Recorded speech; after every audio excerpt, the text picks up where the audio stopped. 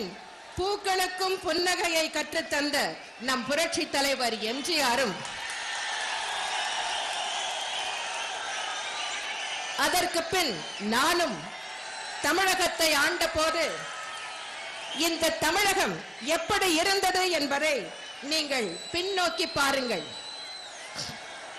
இதை விளக்குவதற்கு ஒரு கதையை இங்கே நான் சொல்ல ஆசைப்படுகிறேன். 4 புறமும் நீரால் சூழப்பட்ட ஒரு சிறிய கிராமம். அந்த கிராமத்தில் உள்ள மக்கள் அமைதியாக வாழ்ந்து வந்தனர்.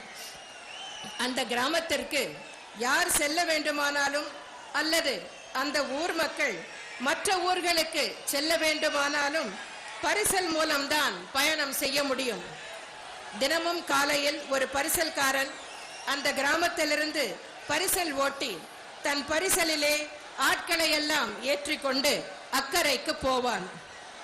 அதுபோல இரட்டுவதற்கு முன்பு மாலை 6 மணி அளவில் அதே பரிசல் ஓட்டி அக்கறையில் இருந்து அந்த கிராமத்திற்கு பரிசலை செலுத்துவான். அப்படித்தான் ஒரு நாள் பரிசல் ஓட்டி பரிசலை கொண்டு வந்து நிறுத்தி ஆட்களை எல்லாம் ஏற்றி கொண்டிருந்தான். அந்த கிராமத்திலிருந்து வெளியூருக்கு சென்று விளக்குமாறு விற்கும் பெண் ஒருத்தி தான் விற்றது போக மிச்சமுள்ள விளக்குமாறு கற்றைகளை கையில் பிடித்து கொண்டு பரிசலில் ஏறி அமர்ந்தாள்.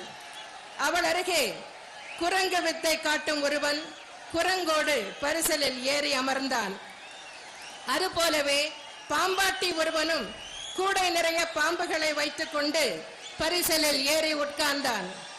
இதுபோல அந்த கிராமத்தைச் சேர்ந்த மற்றவர்களும் பரிசலில் அமர்ந்து விட்டார்கள்.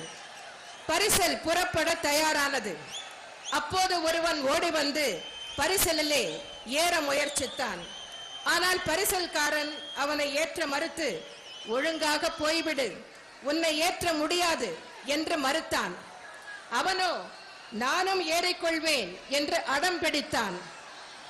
பரிசலில் இருந்த கிராமத்துக்காரர்கள் பரிசல் ஓட்டியிடம், அவனும் இந்த கிராமத்தை சேர்ந்தவன் தானே, உனக்குரிய கூலியை தருகிறானே, அவனை ஏற்றுக்கொண்டால் என்ன என்று கேட்டார்கள்.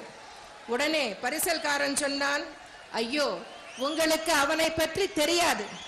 கொடூர புத்தியும் எந்நேரமும் பிறருக்கு தீங்கு செய்யக்கூடிய விஷம சிந்தனையும் கொண்ட மோசமான தீய சக்தி அவன். பரிசல் இங்கிருந்து ஊர் போய் சேருவதற்குள் எதையாவது செய்து நமக்கு ஆபத்தை விளைவித்து விடுவான். நீங்கள் அவனுக்கு ஆதரவாக பேச